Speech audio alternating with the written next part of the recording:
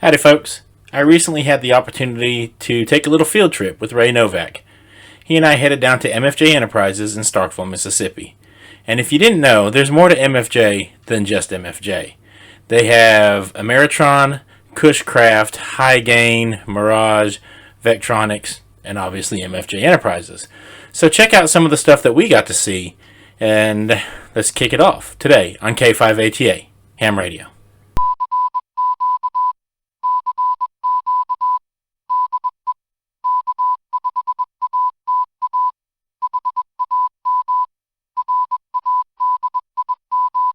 As we get started, y'all do me a favor, hit that like button, hit subscribe, make sure you hit the bell. That way you know when we have new content come out.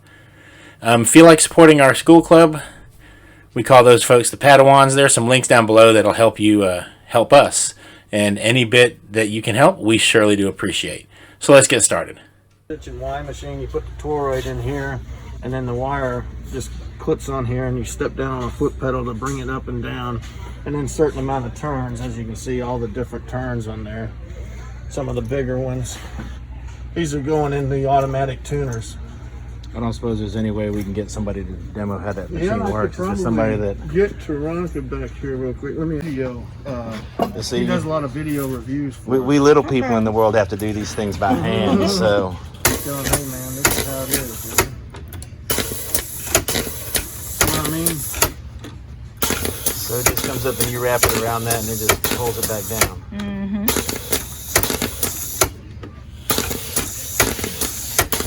Is that a custom deal? Yeah, Randy Nash. I guess Randy did that.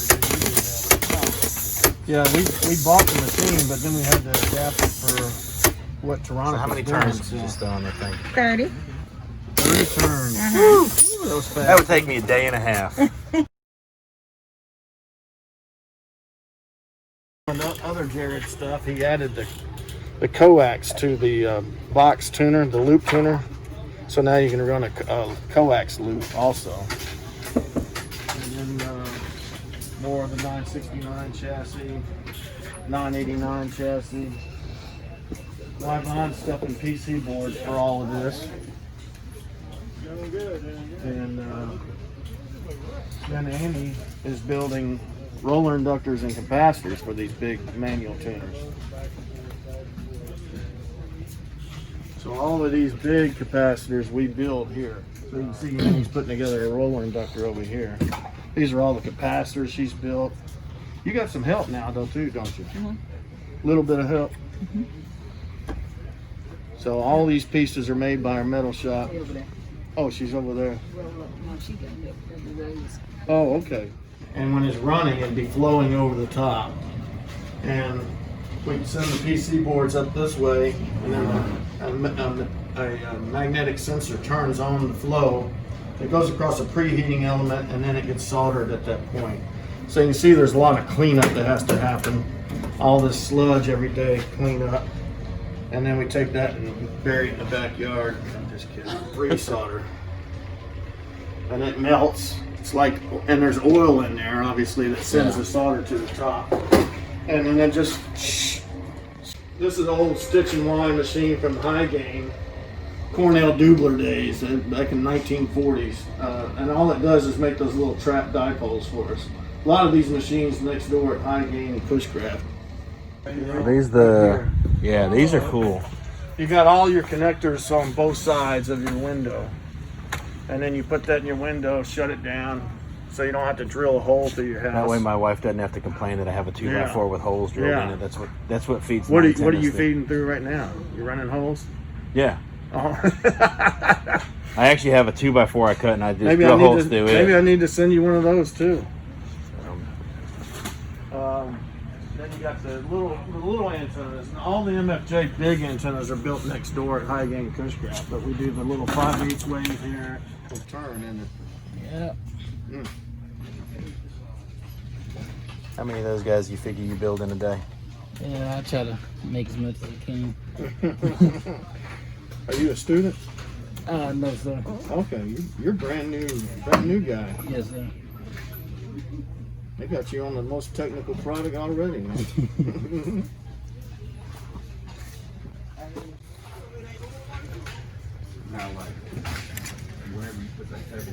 It's kind of cool. And then you're actually building something else. What is this one? 4726. 4726. So that's a desktop switchboard for coax. Oh, there we go. Yeah, yeah. Different coax. Oh, wow. Yeah, a bunch of them. Let me be nosy.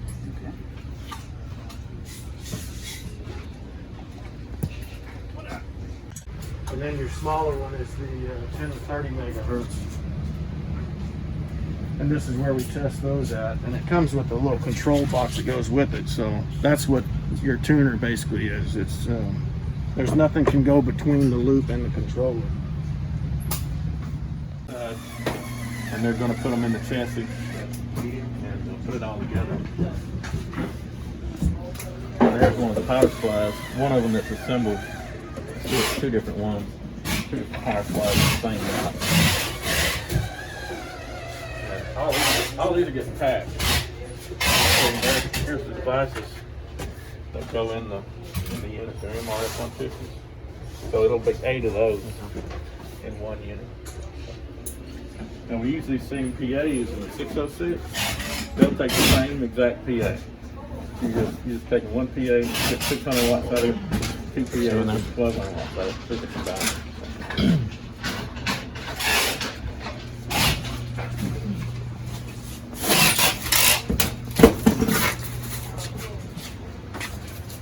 Tom's testing 80Bs.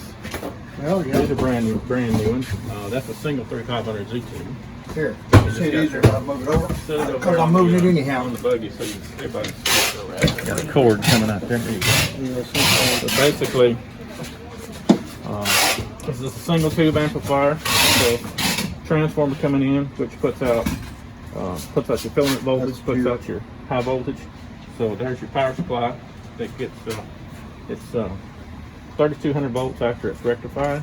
Goes to the plate choke, comes over here to where the tube sits, and goes to your tank circuit. So this is your output network, and this is your input network in here in the back, which matches the tube to the radio.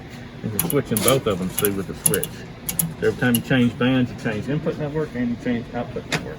So that's pretty much it for the amplifier. It's real simple. Tube amplifier is a lot more simple than solid state. These are great. Tom's liking it. So where do the tubes come from? I'm sure they're from China. I don't see it on there. There's no brand on them. We order them in bulk. We probably buy more than anybody else in the world. Yeah, that's all In the box. Okay. Boy, I dropped one. I might put that in there. There'll be a main band switch in the front for the tank circuit, and then you'll have this shaft come through that switches this little wafer switch in the back. So basically you're switching in a different matching network for each band. And some of the things we've changed is we use these pattern drum firm relays right here, which are double pole, double throw. And we use double pole, double throw because on receive, sometimes the contact will lose connection because it's such a low current connection on receive. But right here we have 2 relay contacts coming out and close instead of just one. So that gives you the double chance. And also what we've done, we used to have a single open face relay, which had a single coil and switch both. So there's a timing problem where we'd have to bend the contacts on the relay to make sure that the output connected before the input. So that was a problem, and those relays would eventually wear out because the arcing, if there was any arcing occurring, then you hot switch the relay. But what we've done here, we created this little circuit that creates a timing thing where these 2 relays, even though you hear it click, they're actually switching at different times. So the output will actually close before the input does, and then when you get ready to unkey it, it'll actually remove the input before it moves the output. So no arcing will occur between the relays. So we get a lot less trouble out of this, and they're also sealed, so no dust. And you can see where the filament choke goes right here. And that's what she's doing, she's putting these together. So that's basically it. And then you have the wiring for the transformer, which you can access from the back of the unit, where you can switch it from 220 to 110 if you want to. Give that soldering iron a workout, do you? You see various stages of the, this is the 811 Yeah, I'm looking there to see how many pieces. And that's the 811 right here. It's being assembled. It don't have a face on it. But that one here. Yeah. Get this one ready to see it. How many of these guys do you sell? Quite a bit. Because the 811s and the 811Hs, the price on these things are way lower. And you know how you get from the first few hundred watts that you put out, you get the AL82, the AL1200, and AL1500. They all use the same chassis and the same power supply. The only difference is the actual tube socket right here. But the tank circuit's the same. So basically, the power supply is equivalent for all three units, and the tank circuit's equivalent for all three units. The only thing minor changes are the filament transformer for the voltage for the different tubes, and then the input network is a little bit different because you're matching that to a different tube on your radio.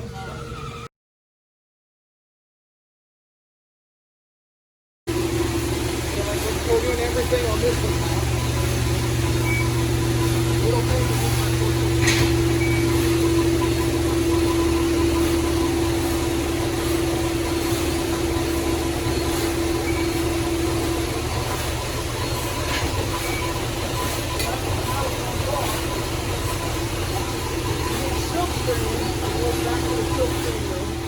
Oh, now. Don't put your fingers anywhere near it. You see how fast it is. Yeah, it'll get you.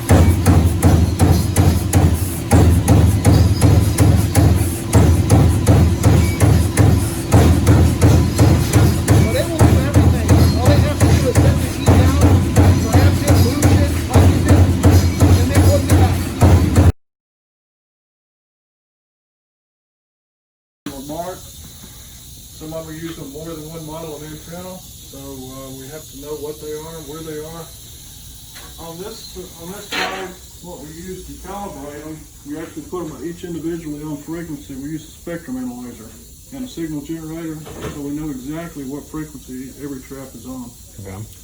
And this is where we wind the traps. The lady's out today, does these.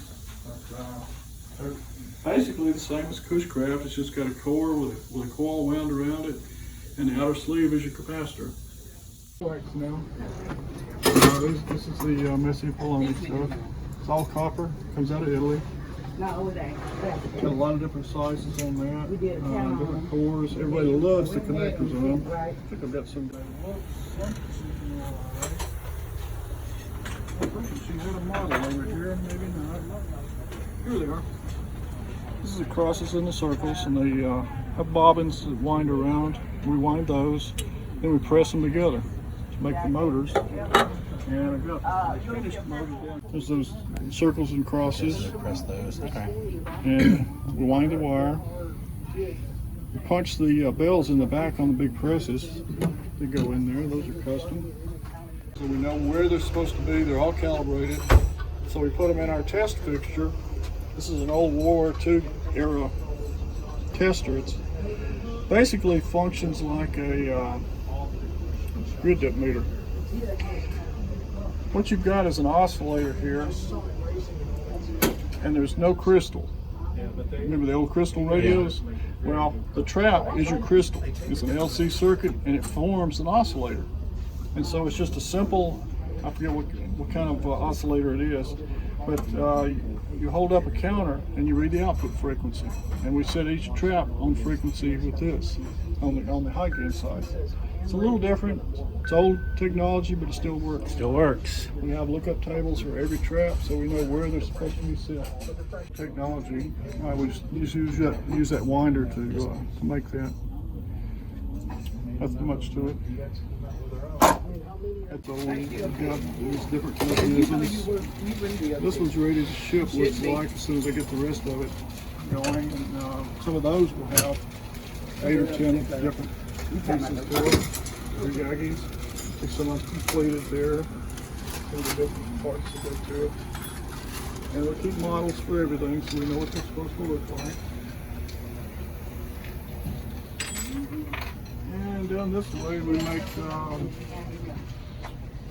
traps, not traps, but resonators for like a R8 or AV680 antennas. They use these. We put the spokes in here to make the LC network.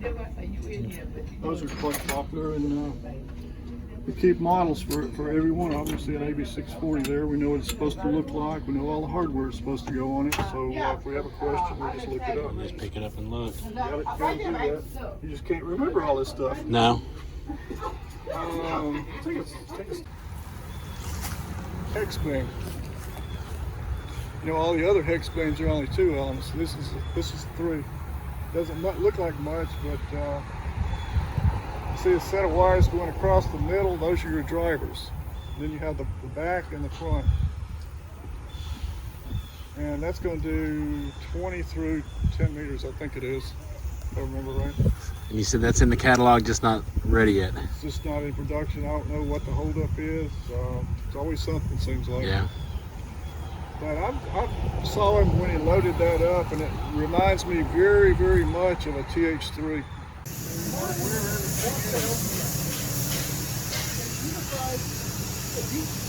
So somebody puts an order and then you build it to order pretty much? Is that the... We build them to order. We have no stock for them to speak of. Some brass, some copper. But mostly just strips like that is all it needs. Showing all the vertical antennas.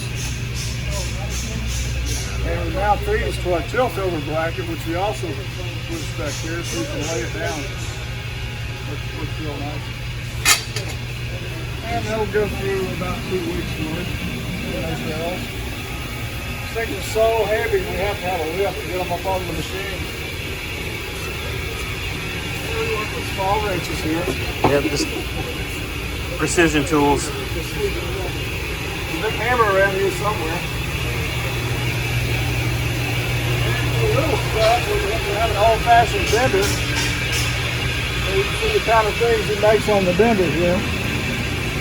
That probably just happens to fit right there. You wind it around and get it cranked up.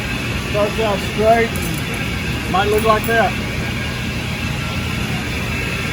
We call it bender. Here's where the loops are made. You go and see right here, runs the bending, and they get it set up to where it'll bend that radius. Plates for the loops that are made over the other metal stock straight onto the potentiometers. Okay. So we have a lot of waste. All of that on the back wall is waste. Probably 75% of this is waste.